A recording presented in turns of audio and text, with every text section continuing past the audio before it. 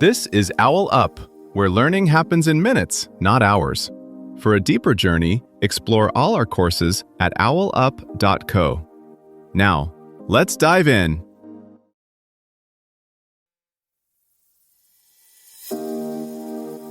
Welcome to Chapter 3 of Strategic Minds, Lessons from World War Generals.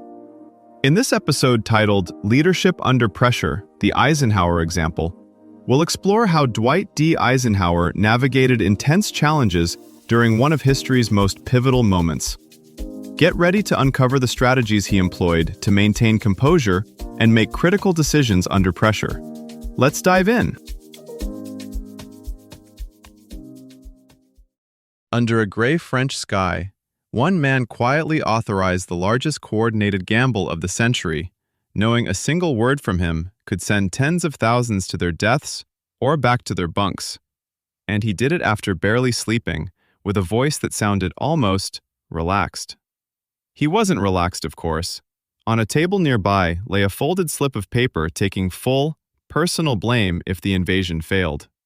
Eisenhower had written it alone, in pencil, then put it in his wallet and gone back to work. That tiny private act reveals more about crisis leadership than any stirring speech. Most of us won't command armies, but we do face our own weather windows, a product launch with half-broken data, a restructuring decision with incomplete forecasts, a career move that can't wait for certainty. In those moments, the fantasy is that a truly great leader feels sure. Eisenhower shows the opposite. He felt the weight, planned obsessively, listened widely, and then accepted that the final leap would always be his to own. The question isn't how to avoid that pressure, it's how to be ready to stand inside it without flinching. Eisenhower didn't just rise to the occasion on one dramatic night. He built a system that could absorb chaos long before the first landing craft moved. Months of wargaming, conflicting intelligence, and inter-allied arguments forced him to turn ambiguity into structure. Clear objectives, simple priorities, and a rhythm of consultation and decision. Think of a product roadmap that must keep shifting as markets change, yet still give teams something solid to row toward. Underneath the famous calm was a leader who treated planning not as a binder, but as a living mechanism for thinking under fire. Eisenhower's real genius under pressure wasn't a single bold call. It was how he arranged the chessboard so that when the brutal, time-compressed choice arrived, he wasn't starting from zero. First, he separated planning from plans. In the months before the invasion, his staff kept rewriting landing timetables, deception schemes, and logistics flows as new intelligence arrived. Crucially, Eisenhower encouraged this churn instead of treating change as failure. The point was not to freeze a perfect document. It was to rehearse how the team would think when everything shifted at once. By the time the weather turned ugly in early June, they were used to rapid revision without panic. Second, he cultivated what you might call disciplined disagreement. Inside his command room, meteorologists argued over cloud ceilings, admirals over tides, generals over airborne drops. Eisenhower didn't rush to shut this down. He wanted the clash, then a commitment. Once the decision was made, debate ended and execution began. That rhythm, intense divergence, then unified action, is missing in many modern teams, where either no one truly challenges assumptions or the argument never really stops. Third, he made responsibility visible and specific. Before key meetings, he was clear about who would recommend, who would execute, and what he alone would decide. That clarity did two things. It freed subordinates to speak bluntly without feeling they had to pre-sell him, and it prevented him from pretending that a collective process diluted his personal accountability. A single analogy helps here. Think of a well-run software incident response.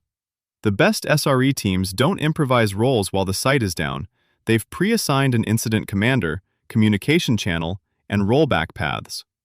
During the outage, they argue hard about root cause, but there is one person who ultimately says, ship it or revert, and owns that call. Under extreme pressure, Eisenhower's structure didn't remove uncertainty. It reduced the number of things that also had to be figured out in the moment. What remained, the irreducible risk, he accepted as the leader's burden, not a flaw in the system he built. At Amazon during peak holiday traffic, S-team leaders don't wait for servers to melt before rehearsing stress. Months prior, they run game days, where engineers deliberately break systems, forcing teams to diagnose and recover under time pressure.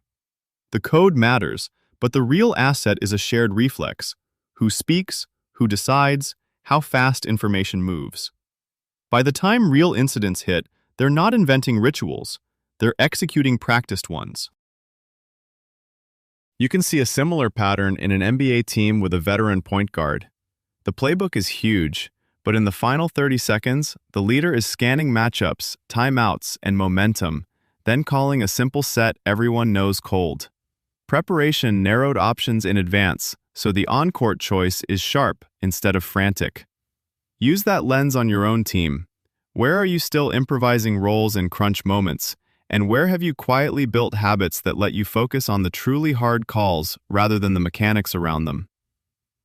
Future implications. Under AI-augmented pressure, Eisenhower's pattern scales. Leaders won't just stare at dashboards, they'll shape questions, then let models spin thousands of what-then branches before choosing a path.